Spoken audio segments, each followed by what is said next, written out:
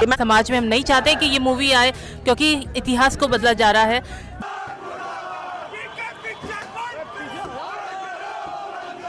Hi cinephiles, Bollywood and controversy often go hand in hand. कभी किसी film का dialogue viral होता है फॉर रॉन्ग रीजंस, तो कभी कोई सीन बन जाता है प्रोटेस्ट का cause. Most of the time outrage social media तक लिमिटेड रहता है, but sometimes it explores into massive protest. In the last 15 to 20 years, there have been several Bollywood films जिनको लेकर serious backlash हुआ, from demands to ban the movie to legal petitions and even violent reaction in theaters. ऐसी film सिर्फ entertainment नहीं रही, they became the central of political debates, cultural clashes और freedom of expression के arguments. So in this video, let's take a look at some of the most controversial films of recent times and understand why they created such a storm. Number 1 is Haider, जो 2014 में आई थी। शाहिद कपूर और विशाल भारद्वाज की ये collaboration Indian cinema के लिए एक bold move थी। हैदर, जो विलियम शेक्सपियर के हैमलेट का इंडियन एडेप्टेशन था, क्रिटिकली एक्लेम तो जरूर हुआ, लेकिन इसने काफी नेगेटिविटी भी अट्रैक्ट की। Shahid Kapoor performance was phenomenal, specially the mic check 1 2 3 scene and the Bismil song, जहां उन्होंने अपनी एक्टिंग और डांसिंग स्किल दोनों काफी स्ट्रांगली शोकेस किए and he truly proved his acting mettle. लेकिन फिल्म कंट्रोवर्सी में तब आई जब लोगों ने एक्यूज किया कि इस फिल्म में इंडियन आर्मी को ह्यूमन राइट्स वायलेटर्स के रूप में दिखाया गया है। मूवी के कुछ सीन्स में दिखाया गया था Indian officials and army personnel Kashmiris को टॉर्चर और हरास कर रहे हैं, which led to claims that the film was demeaning the Indian Army। इस वजह से हैदर को बैकआउट करने के कॉल्स आए। ट्विटर पर boycott Haider and Haider true cinema जैसे ऑपोजिट हैशटैग्स ट्रेंड करने लगे। कुछ ग्रुप्स ने इवन बैन की डिमांड की। इंटरेस्टिंगली, ये कंट्रोवर्सी फिल्म के प्रोडक्शन फेज से ही शुरू हो गई थी। कश्मीर में जब शूटिंग चल रही थी, तब कुछ लोकल्स ने इंडियन फ्लैग के यूज पर ऑब्जेक्शन रेज किया एंड इसके बाद कंट्रोवर्सी सिर्फ आर्मी तक लिमिटेड नहीं रही। कश्मीरी पंडित्स ने भी फिल्म के अगेंस्ट आवाज उठाई, क्योंकि बिस्मिल सॉन्ग का बैकग्राउंड था द एशियन सन टेम्पल, जिसे एलिजिडली बैड लाइट में पोर्ट्रे किया गया था। सेंसर बोर्ड ने भी फिल्म के मल्टीपल सीन्स पर ऑब्जेक्शन उठाए, जिस कारण 41 सीन्स कट किए गए थे, including some brutal visuals like a truck filled with corpses, a wire being inserted into a naked man and Haider walking among dead bodies. Despite all this, Haider finally released and film ने 50 करोड़ से ऊपर की कमाई की थी। The film was boasting one of the best ensemble of all time. Irrfan Khan, Tabu, K Menon, Shahid Kapoor जैसे actor इस film का पार्ट थे। Haider considered Shahid best performance and I totally agree with this fact. Hello hello, mike testing 1 2 3। Hello, आवाज आ रही है आप लोगों को? Hello hello hello hello hello. Number 2 is Padmaavat. Sanjay Leela Bhansali की फिल्म पद्मावत कंट्रोवर्सी में उस वक्त से थी जब उसकी शूटिंग भी प्रॉपर्ली स्टार्ट नहीं हुई थी।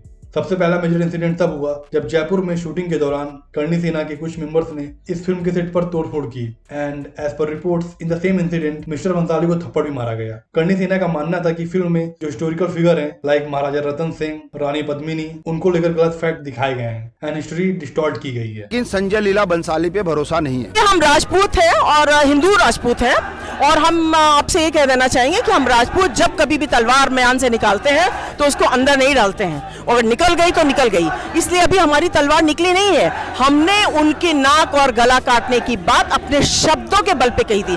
इसके बाद फिल्म के टाइटल को लेकर कंट्रोवर्सी शुरू हुई। ओरिजिनल टाइटल पद्मावती था, जो कि रानी पद्मिनी के नाम से इंस्पायर्ड था। देन मेकर्स ने फिल्म का नेम चेंज किया और उसको पद्मावत कर दिया, based on the 16th century poem by Malik Muhammad Jayasi. लेकिन बात सिर्फ टाइटल चेंज पर नहीं रुकी।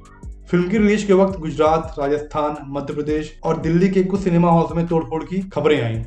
सिनेमा ऑनर्स और मेकर्स को धमकियां मिली कि अगर फिल्म रिलीज की गई तो नतीजे अच्छे नहीं होंगे। कुछ जगह पोस्टर्स जलाए गए, स्क्रीनिंग कैंसिल हुई और पब्लिक सेफ्टी को लेकर सीरियस कंसर्न्स रेज हुए।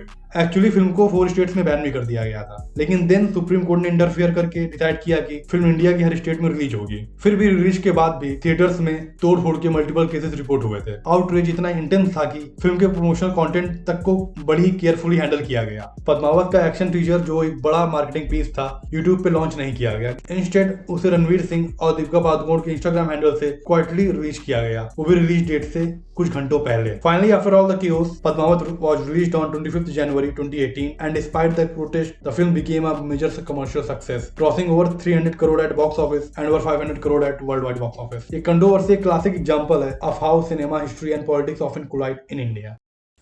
यही तो है हमारा परिवार। नहीं, ये तो है ही। हमारा मतलब था चित्तौड़ की शान रानी पद्मावती।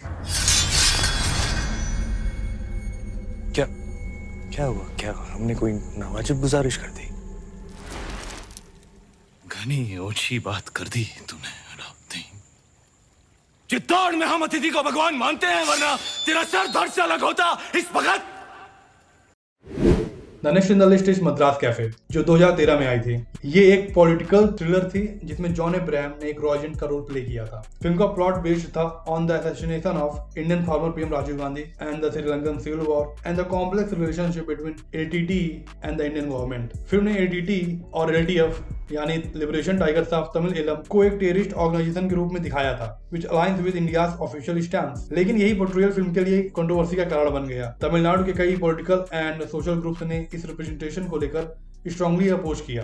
उनका कहना था कि मद्रास कैफे ने एलटीएफ के स्ट्रगल और उनके पॉलिटिकल कॉन्टेस्ट को कंप्लीटली इग्नोर कर दिया है और उन्हें डायरेक्ट विलेन बना दिया बिना उनकी साइड समझे। तमिल नेशनलिस्ट पार्टीज जैसे एमडीएमके और नाम तमिलियर कार्जी ने ओपनली फिल्म के अगेंस्ट प्रोटेस्ट किया। उन्होंने डिमांड किया कि फिल्म को बैन किया जाए और कहा कि Madras cafe is anti Tamil and hurts Tamil sentiments. इसका रिजल्ट ये हुआ, फिल्म को तमिलनाडु में रिलीज नहीं किया गया। एक और सेंसिटिव एंगल था राजीव गांधी की हत्या, जो कि एक एक्सट्रीमली सेंसिटिव टॉपिक था और इसको लेकर भी फिल्म का काफी विरोध हुआ। फिल्म के मेकर्स जॉन अब्राहम एंड सुशील सरकार ने क्लैरिफाई किया कि उनका इंटेंशन किसी कम्युनिटी को हर्ट करना नहीं था। उनका कहना था कि फिल्म का फोकस सिविल वॉर के ब्रूटल रियलिटीज दिखाना था, not to target any group. Despite the critical acclaim, Madras cafe controversy का शिकार बनी, specially in South India, and it became another example of how political sensitivity and artistic freedom often clash in Indian cinema.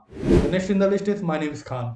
Shahrukh Khan much talked about film My Name is Khan was in trouble during its release in February 2010. इस film की controversy Shahrukh के एक statement को लेकर start हुई थी, जिसमें he was advocating for inclusion of Pakistani players in Indian Premier League. As you know, at the time of its release, 26/11 Mumbai attack को हुए एक साल ही हुआ था, and the public sentiment was against Pakistan. वहाँ के artist and cricket players India में ban हो चुके थे, so SRK का ओपनली पाकिस्तानी प्लेयर्स को सपोर्ट करना उस टाइम की महाराष्ट्र अपोजिशन शिवसेना को पसंद नहीं आया, and they started protesting and threatened to boycott और कहा कि फिल्म मुंबई में रिलीज नहीं होने देंगे। They demanded an apology from SRK, which he never did. My Name is Khan release हुई and did a great business in India as well as worldwide. Khan के खिलाफ शिवसेना का विरोध और तेज होता जा रहा है। आज शिवसैनिकों ने शाहरुख के बंगले मन्नत के बाहर प्रदर्शन किया और महाराष्ट्र के थिएटर मालिकों को धमकी भरी चिट्ठी भेजकर कहा है। Next in the list is Pathaan. ये कंट्रोवर्सी बाकी सबके कंपैरिजन में शायद सबसे ज्यादा बचकानी थी और इसमें कोई डाउट भी नहीं है।